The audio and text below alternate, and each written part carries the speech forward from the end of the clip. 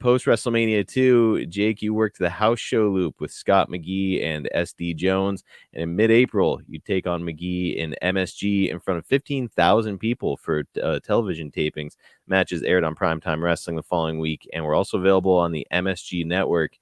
During this early part of your time with the company, Jake, they've got you doing a lot of crawling around the ring, like literally crawling and crawling away from opponents, slithering out of the ring to take a powder, and just generally being a snake. What do you remember about being given this directive? That wasn't given to me. I just did that on my own. Really? Oh yeah. So, what made it occur to you to begin behaving like? Because you'd been the Jake the Snake since the early '80s. What made you decide like, okay, now I'm going to start acting like it now that I'm here in New York? Gonna give it a little bit more, see what happened.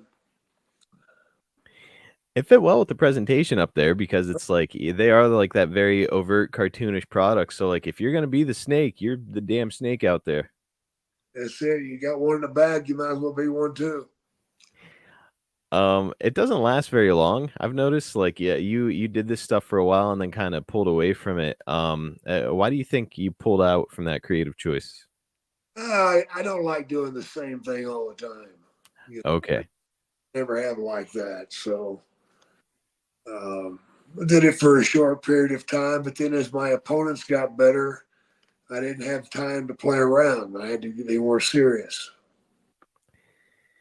Well, your opponents are damn sure about to get better. Whenever you're leaving at MSG here, obviously you're going to continue to do like a little bit of enhancement talent work so that they can establish your character.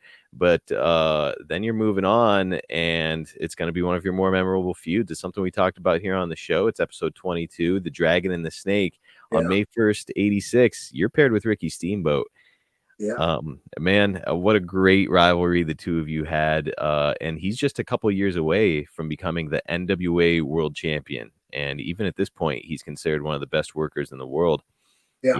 When we talked about him before, you called Steamboat the best baby face you had ever seen. You still feel that way about Ricky? Oh yeah. Can you remind our audience what, in your estimation, made Steamboat such a standout worker and believable babyface? The art of selling.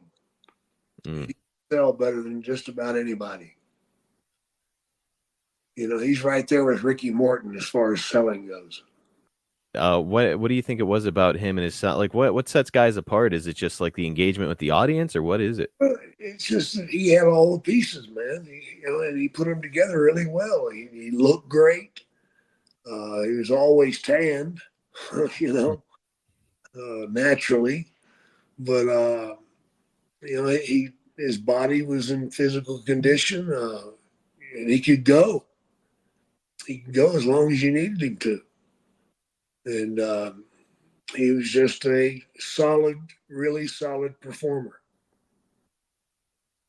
When we talked about 1986 before, you had talked about how you come into this locker room and you want to talk about a competitive period in wrestling. It's competitive, but now you're on an even bigger stage. I think guys are even more insecure about their spots and their places on the card.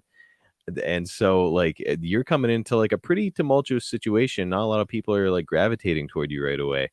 No, I didn't have a lot of friends in that locker room. Everybody was kind of waiting to see whose spot I took. Whose spot did you take? Do you remember? I didn't take anybody's spot. They created a new one. That's it. And like, look, there's only so much TV time. So like something's got to give. And it's like, hey, if you want your TV time, you go out there, they give it to you, get yourself over and you stay on TV. It's simple as that. Absolutely. But so did Steamboat, I know that you had a history with him and became buddies with him, even traveled with him a little bit in Mid-Atlantic. Was he a little bit more of a warm welcome for you? Yeah, he was. Ricky was a class act.